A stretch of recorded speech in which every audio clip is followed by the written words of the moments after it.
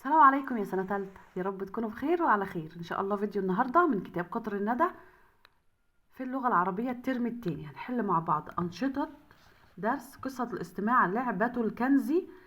الدرس مشروح على القناة، في فيديو قبل كده على القناة تقدروا تشوفوا شرح الدرس.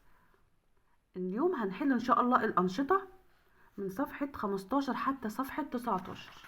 لو عجبكم الفيديو ما تنسوش لايك للفيديو، واللي اول مره يشوف قناتي وعجبته القناه ما ينساش يشترك في القناه ويفعل جرس التنبيهات على الكل لو حابين يوصلكم اشعار بكل فيديو جديد بنقدمه على القناه. ونبدا بسم الله. نشاط 1: استمع الى القصه ثم اكمل بالكلمه المناسبه. عندنا كلمات: خريطه، الديناصورات، مهام، الكنز، تذاكر، المتحف، المعيشه. أول جملة معايا: أعدت الأم للأولاد لعبة الكنز لتشبع فضولهم نحو الديناصورات. أعطت أعطت الأم للأولاد توضح مكان الكنز. خريطة توضح مكان الكنز. قام الأولاد بتنفيذ ثلاث للوصول إلى الكنز، ثلاث مهام. اكتشف الأولاد أن الكنز عبارة عن ثلاث يا أولاد، ثلاث تذاكر خاصة بمتحف الديناصورات.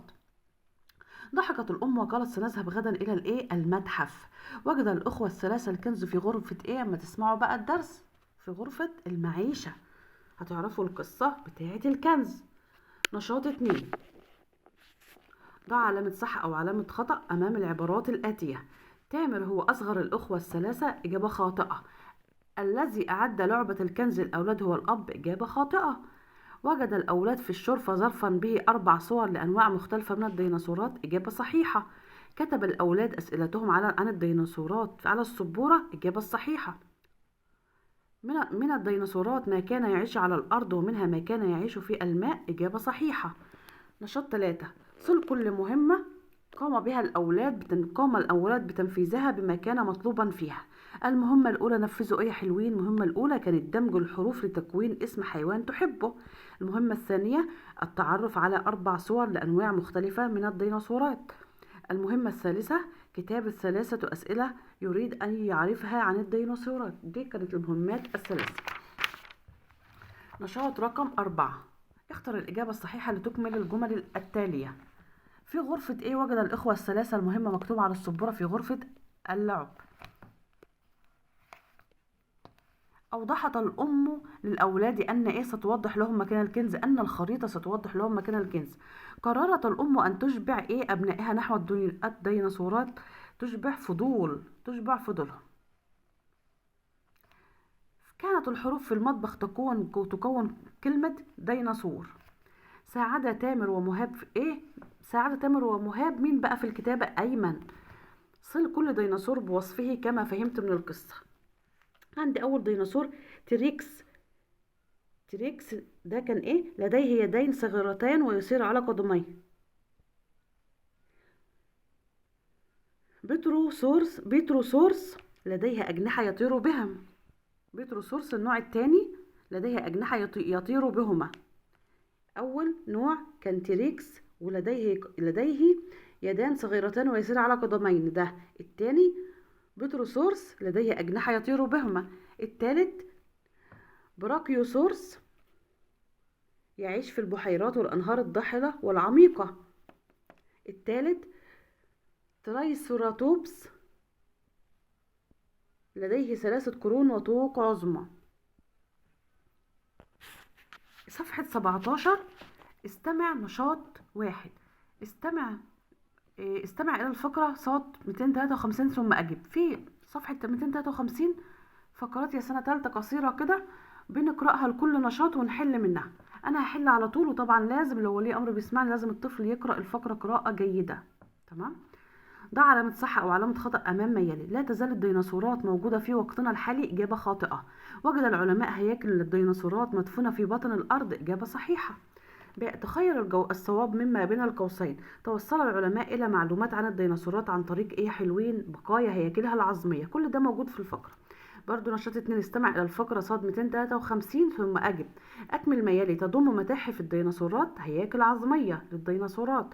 من الدول التي أقامت متاحف للديناصورات، الدول دي بقى كان منها هتقرأوه؟ ألمانيا وتركيا.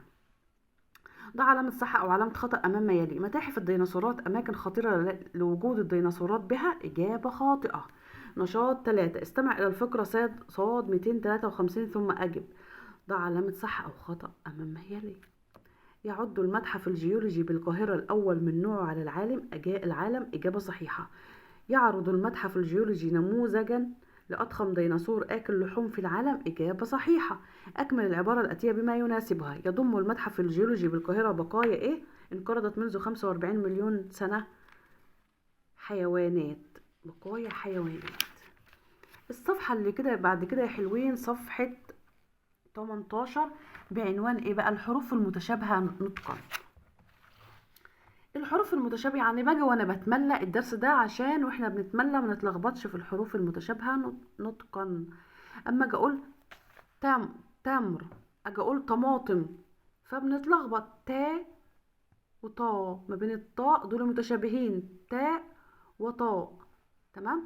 تمر، طماطم، تا. شايفين التاء تا، لكن طماطم طبعا دي حرف الطاء وده حرف التاء. تمام.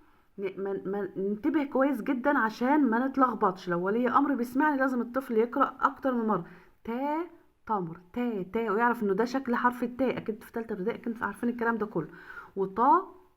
طماطم بالطاء عشان لما يجي يتملى اقول له يعرف ان ده حرف التاء. والتاء طاء وده شكله، تاء وده شكله. هنا سفينة صحيفة، يبقى عندي بتلخبط بين السين والصاد. بنركز بقى. سفينة صحيفة.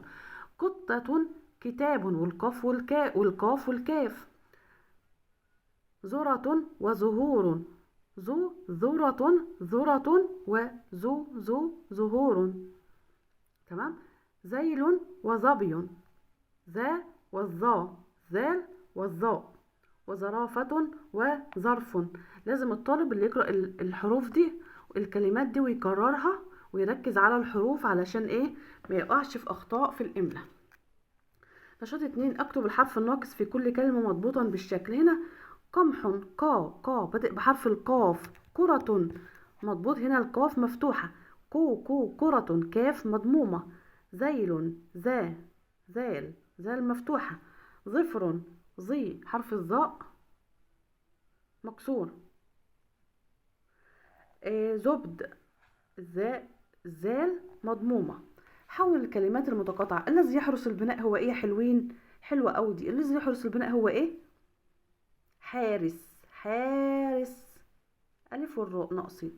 الذي يصنع الأشياء من الحديد هو ايه؟ حداد. الذي يقود الطائرة طيار. الذي يتعلم هو ايه بقى؟ فين رقم 4؟ طالب. هنا كملنا الحروف الألف واللام. طالب. والذي يؤلف الكتب. الذي يقود السيارة سائق. الذي يؤلف الكتب معكوسة. كاتب.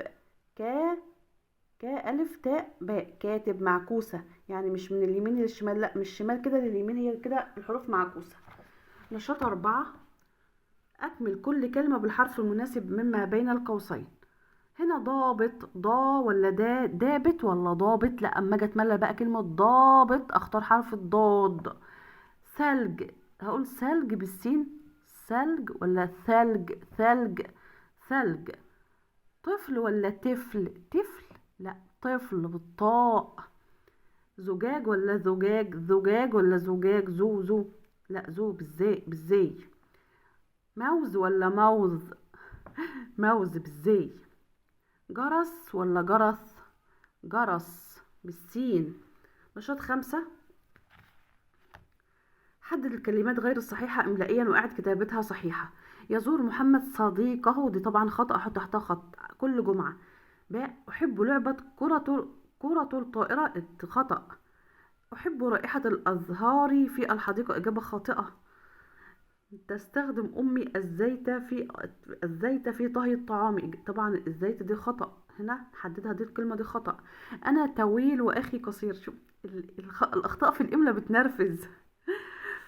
ركزوا كده، لو هملك مثلا انا طويل، شايفين لو كتبتها بالتاء انا طويل؟ لا طبعا، طويل خطأ.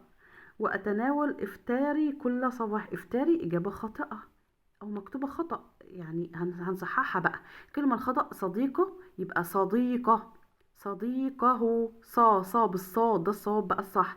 كرة بالكو، لا، كرة بالكاف، مش كو، لا، كو.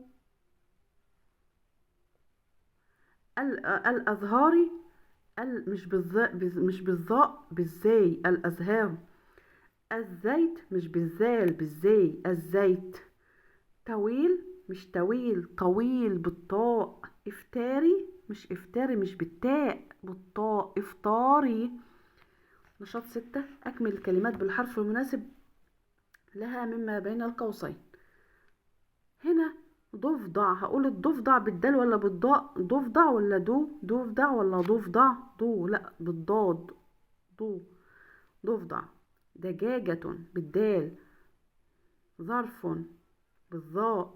زهرة بالزاي. طائرة بالطاء. تمساح بالتاء. سلحفاة بالسين.